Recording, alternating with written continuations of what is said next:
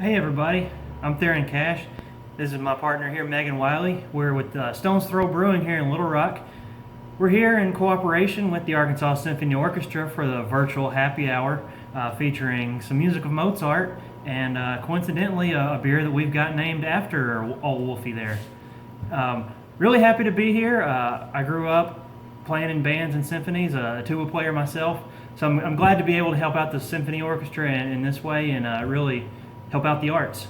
So start off a little bit about why we chose a Vienna lager and what it has to do with Mozart. So Megan, let's start us off.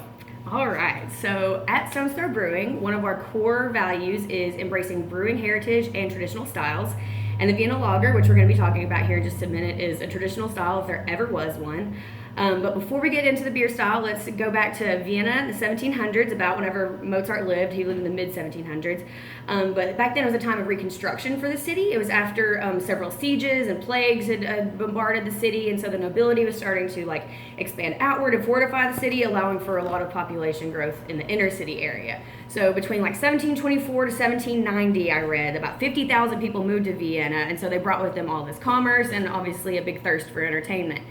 So bring in the beer hall or the brew house. It was the ultimate hub of conviviality in those days. It was music, dancing, and entertainment galore, all the beer you could drink. And in his travel notes, Mozart actually noted going to the Hofbrauhaus, which was able to serve up to 5,000 people at a time. That one was in Munich, right? It's in Munich. That one's in Munich. So he traveled around, but so he did go to the beer houses.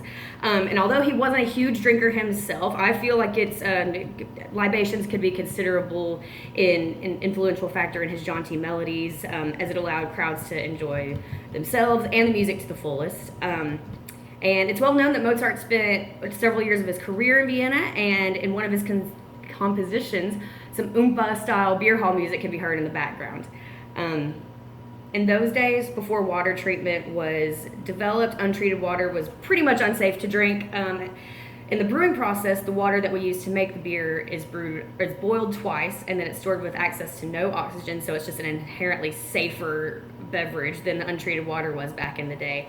And so it's just better alternate for the average Johann to get his hands on. And since beer became so widespread, it's not uncommon for specific cities or regions in that area to develop their own specific beer style. And such became true of the city of Vienna. And present day, that region is host to some of the best beer styles in the world, the Bavarian region. All right, so tell us about the style. So the style, about the time Mozart died there in the late 1700s, all the grains in the world, basically, the technology wasn't where it is today. So the grains were cooked and finished over just an open fire, which was hard to regulate the temperature and imparted a lot of smoky flavor. So fast forward to the early part of the 1800s, the British came up with the technology where they could use an oven to regulate the temperature to create more variety in the malts, and also would impart more of a clean flavor, not so much of the smoky flavor. So that's where a Viennese brewer named Anton Deher, he and his friend from Munich took a little trip up to England and just kind of ripped off their technology, took it back to Vienna with him, and at the time, all the Munich, Vienna, Bavarian brewers were really only able to make dunkel beers or dark beers because of the malting technology.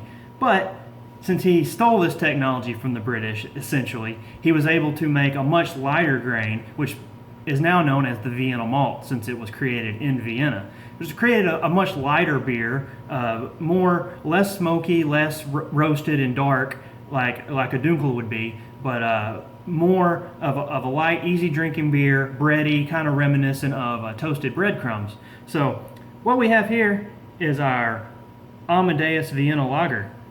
You can see it's a nice light amber color, just real bready, real delicious. And since it's from Vienna and Mozart spent a great amount of time in Vienna, we thought it'd be a fitting tribute to name it after him. Side note on the Vienna lager, it's not so much a popular style in Vienna anymore. It became very popular in the late 1800s, early 1900s, but then those pesky Germans, they had some aspirations for world domination. Things got kind of hairy over there in that region of the world, so the Austrian brewers, they fled Austria to Central and South America and took their beer with them. So when you're drinking amber Mexican beers such as Dos Equis or Negro Modelo, you're drinking a Vienna lager that came over as a result of war immigration. And so join me having a pint of the Amadeus Vienna lager. It's a great beer, and we hope you enjoy the show.